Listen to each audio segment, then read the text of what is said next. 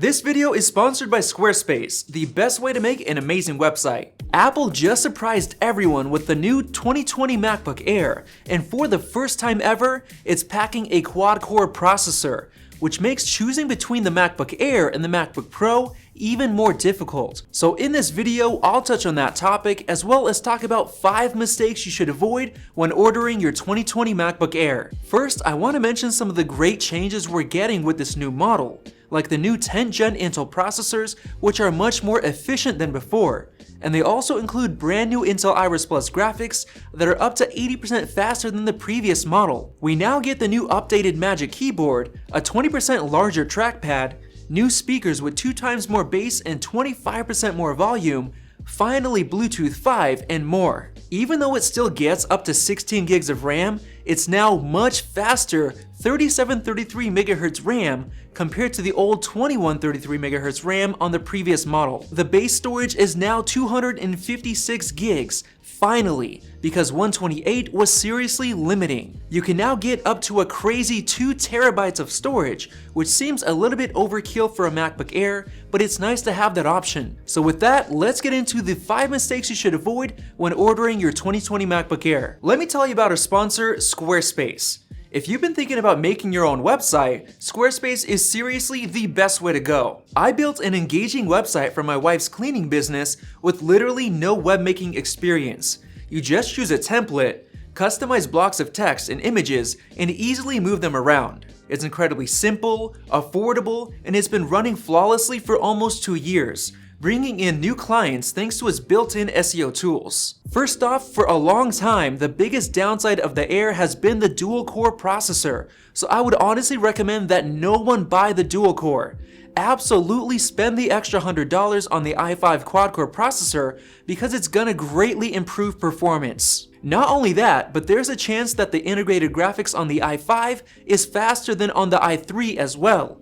But we won't know that until we get our hands on the new MacBook Air, which we've already ordered and should be getting soon, so make sure you're subscribed so you don't miss out on that video. For the second mistake, don't buy the best processor if you don't absolutely need it. For most people, the i7 isn't worth it, since it's an extra $150 over the i5, and it likely won't add that much performance unless it comes with a faster graphics chip. The i5 is already a quad-core, and it's going to be able to handle a lot of programs very well, and it'll handle regular 4K video editing just fine. Now, if you absolutely want the most performance, then buy the i7, but be sure not to make the third mistake. This year, there is absolutely no benefit to choosing the higher-end $1,300 model first and then upgrading to the i7 processor. Every upgrade comes out to exactly the same price, so it actually makes sense to start with the $1,000 model and configure exactly what you want. This way, you can save $200 on the storage upgrade if 256 gigs is enough for you. For the fourth mistake, don't buy too much storage if you don't need it. Some people think they need the massive 2 terabytes of storage,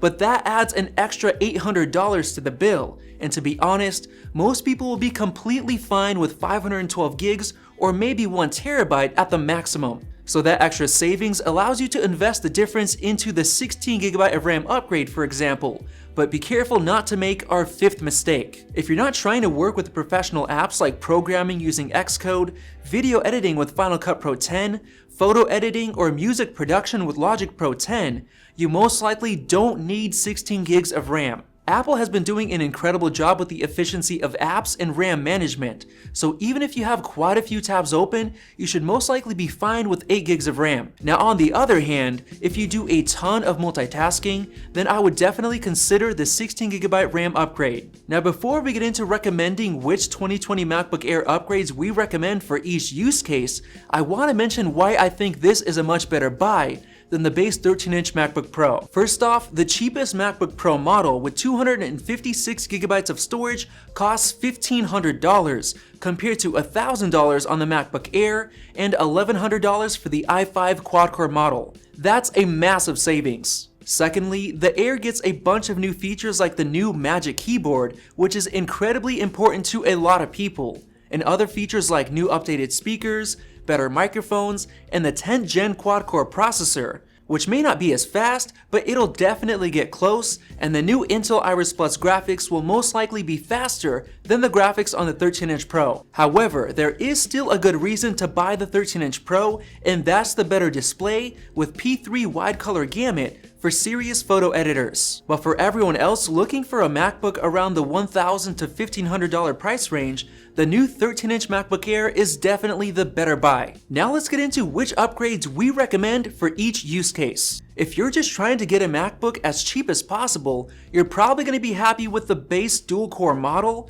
but remember that there are some incredible deals on renewed 2019 models on Amazon, like this one for only $779. We'll post a link down below if you're interested. For anyone who's working with creative programs like Microsoft Office apps, programming, photo editing, video editing, or other apps, I would definitely recommend upgrading to the i5 quad-core processor. For anyone doing photo editing, programming, a lot of 4K video editing, or a ton of multitasking, then I would definitely recommend the 16GB RAM upgrade. Now, if you really take your work seriously and you want the absolute best performance, just go for the i7 quad-core processor, even though you might not see the full $150 difference in performance. And finally, finishing off with the storage, I honestly think 256 gigs will be enough for a lot of basic users who just want to browse the web, stream videos like Netflix, and use web-based apps. Those doing work on their MacBook should definitely consider getting 512 gigs of storage,